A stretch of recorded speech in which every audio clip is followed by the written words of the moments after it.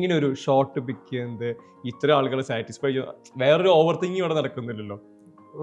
ഞാൻ കൂടുതലും വർക്ക് ചെയ്യുന്ന ഡയറക്ടേഴ്സ്, ഇപ്പം ഞാൻ വർക്ക് ചെയ്ത എല്ലാവരും ഞാൻ ഫസ്റ്റ് അവരുടെ ഒരു ഇതാണ് നോക്കുന്നത്. കാരണം അവരാണ് അവരുടെ ഒരു വിഷനാണ്. ഞാൻ അതിനകത്ത് ഒരു ഭാഗമാകുന്ന ഒരാളാണ്. ഓരോ അതിൽ ഇത്രയും ക്രാഫ്റ്റിൽ ഒരു ക്രാഫ്റ്റാണ് ഞാൻ എൻ്റേത്. അപ്പോൾ അതിൽ എന്നെക്കൊണ്ട് പറ്റുന്ന ഇൻപുട്സുകൾ ഞാൻ ചെയ്യുന്നു. അതിൽ നമ്മളിപ്പോൾ ഈ പറയുന്ന കോൾ എന്ന് പറയുന്ന ചില സമയത്ത് നമുക്കിപ്പോൾ ലെങ്ത് വൈസ് ചിലപ്പോൾ 4 മണിക്കൂർ 5 മണിക്കൂറുള്ള പടങ്ങൾ ഒരുപാട് ചെയ്തിട്ടുണ്ട്. അപ്പോൾ അതിൽ ഇതിനൊക്കെ കട്ട് ഡൗൺ ചെയ്യുന്ന ടൈമിൽ നമുക്ക് ഒന്നും ചിലപ്പോൾ സെക്കൻഡ് തൊട്ടില്ല, ബ്ലൈൻഡായിട്ട് കട്ട് ചെയ്യാന്നുള്ളേ ഉള്ളൂ. ചിലപ്പോൾ ഒരു വലിയ ചങ്ക് തന്നെ ചിലപ്പം മാറ്റേണ്ടി വരുന്നുണ്ട്.